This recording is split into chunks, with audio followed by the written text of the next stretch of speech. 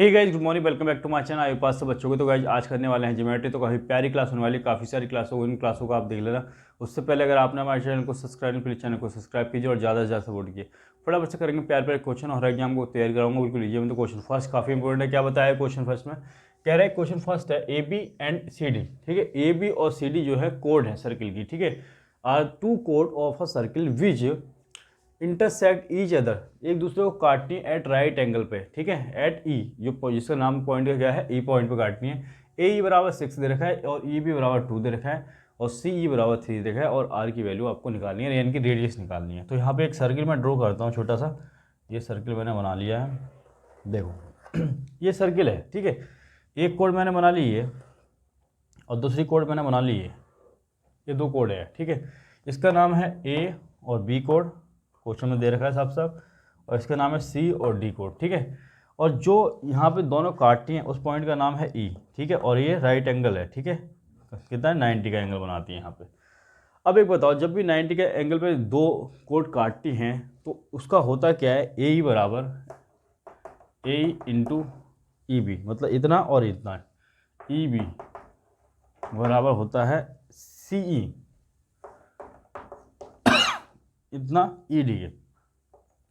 यहाँ से E D निकल जाएगा। कैसे निकल जाएगा? ए ई बराबर दे रखा है 6, ये 6 है, और ई बी बराबर दे रखा है 2 और ये दे रखा है आपको 3, और ये निकल जाएगा ई डी। तो निकाल दो यहाँ से देखोगे 6 दे रखा है और ये दे रखा है 2 और सी ई बराबर दे रखा है, यहाँ पे देखोगे 3 और यहाँ पे ई डी।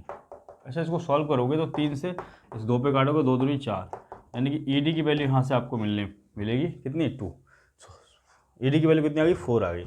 ई डी की वैल्यू आ गई 4, यहाँ से यहाँ तक की 4 है। अच्छा, ये 4 है यहाँ से यहाँ तक की, तो टोटल कितनी जाएगी, 4 और 2 6, 4 3 7, कितनी हो जाएगी यहाँ से यहाँ तक पूरी, कितनी जाएगी 7, 3 और 4 8। यहाँ ई सी डी की वैल्यू कितनी होगी 7, और वहीं ए बी की वैल्यू हो जाएगी 6 और 2 8, ये हो जाएगी 8। अब देखो, अगर मैंने मान लिया कि सर्किल का पॉइंट यहाँ पे है कहीं, ठीक है, तो अगर इस पॉइंट ओ से मैं इस पर परपेंडिकुलर डालता हूँ, जब परपेंडिकुलर डालूंगा इस कोड पे, तो इसका नाम दे दो, एक एफ नाम दे दो, तो 90 का एंगल बनाएगा। और जब 90 का एंगल बनाएगा तो ये 2 पार्टों में डिवाइड करेगा, आधा इधर आधा इधर। तो टोटल कितनी है, 7 है, तो ये कितनी हो जाएगी 7/2, और इधर भी 7/2। तो इस पॉइंट से ये तो रेडियस है, ये निकालनी है मुझे।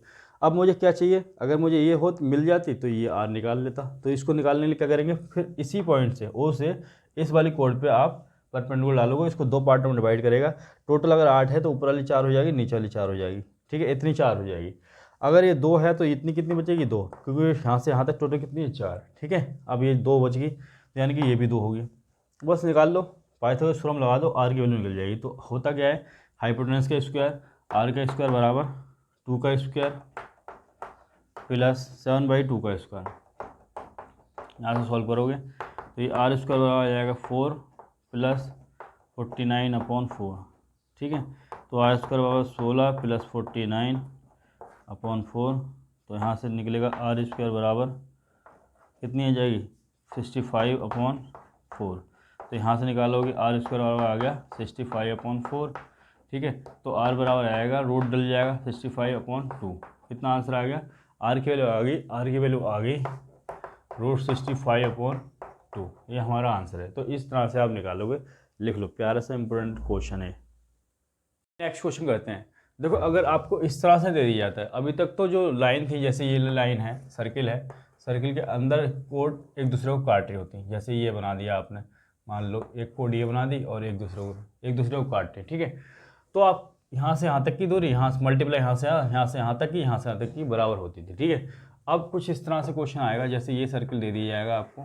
ठीक है, और 2 कोड है आपको, जैसे एक कोड दे रखी है आपको, ये वाली कोड। ठीक है, जब बाहर काट रही हूँ एक दूसरे को, ये बाहर काट रही हूँ। ठीक है, इस पॉइंट को कह दो P।